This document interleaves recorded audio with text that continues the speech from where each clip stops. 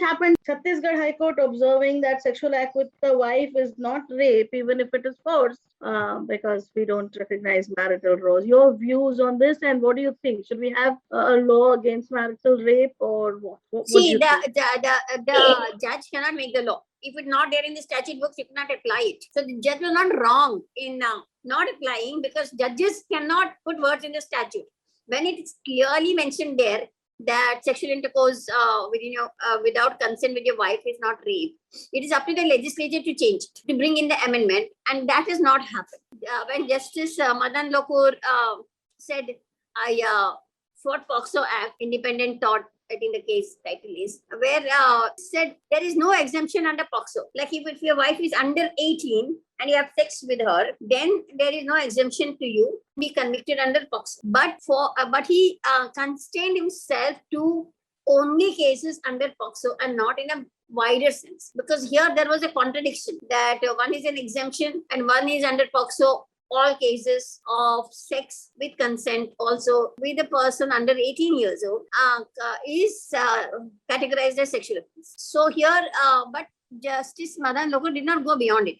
He went only within the constraints of the law. So here in this particular case, the judge is not wrong at all by saying I cannot apply this law. In fact, according to me, how did the police register it under rape law when the statutory provision is not there at all? By this, the way the media has reported, again sensationalizing it, nobody, not even any high court or anybody, can say a man can commit forcible act of sex with their own wife, because it doesn't come under the rape. It definitely comes under the provision of sexual violence for the woman, and which constitutes cruelty. So under 498A or under the Domestic Violence Act, both these situations, sexual violence with your own wife, any forcible sexual act constitutes cruelty. And the woman should have been advised to file under this section and not under the rape law, because here there is no provision in law as of now. Whether it should be or not is a different question. And I do not support criminalizing marital rape, because firstly, it will be very difficult to prove it. And secondly, according to me, the rape outside marriage has a very different connotation within the patriarchal structure, where even our judges comment, now that she's raped, who's going to marry her, like she's become a soiled object, etc. And within marriage, a woman is subjected to so many varied types of cruelty, and to put rape on a higher pedestal as compared to all other forms of cruelty inflicted by the husband upon the wife, I feel is again subscribing to the same old patriarchal notion, is the rape is worse than that. The rape, the man may break her head, the man may break her spine, and you are in a constant relationship with this person. You've had a sexual life with consent for all these months. So on that particular day, he had forcible sex, but he doesn't only have forcible sex. He inflicts all kinds of cruelty on her, including economic cruelty, including physical cruelty, in every sense. He just doesn't find day go there and rape her, rather in the bedroom. He doesn't rape her. Will be a whole history of violence around this particular act.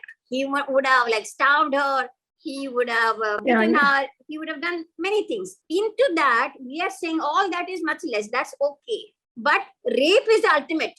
And that should be punished with not less than 7 years, whereas others can be punished with 3 years. I have a great difficulty in this logic, because being a survivor of domestic violence myself, I'm very well aware what women go through in marriage, which is not just a sexual act. It is a whole domain of cruelty that a woman is forced to stay in. And even then, when you file 498A or when you file a divorce case, women do not foreground sexual act. They foreground all other kinds of cruelty inflicted upon them.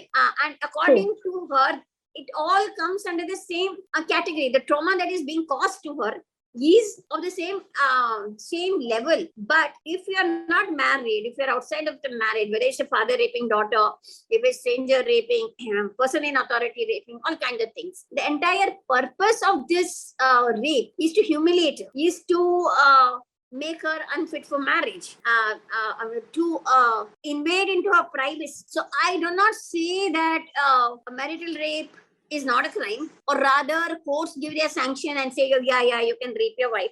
There is no problem. There's no crime there. But I would rather like to have a law which is more encompassing of and taking cognizance of all the cruelty that a woman goes through for a sustained period of time. And it's not that one act that we're talking about. I have serious problem by putting that one act on the pedestal and thereby ignoring all other things. So I think we need a much more complex framework to understand sexual violence within marriage, and can't use the same years. Okay. Yeah, I get. Yeah, good. Very nice insight on that, actually. Yeah, because I've lived through all this and I'm working with my clients and I understand all this. See, there's this other point. I've got many clients who come to me and say, my husband doesn't have sex with me. He has sex with other women and he just doesn't bother even to come near me. So in marriage, that also becomes a sexual crime. So not just forcible sex, but not having sex is also a crime, because you are under a contract to accompany to each other, to support each other, to have sex with each other. So how do we look at that? Yeah, that also is an issue. Thanks for watching this video. Do share your comments on the video, like and also subscribe to our channel, and make suggestions if you have any. Thank you.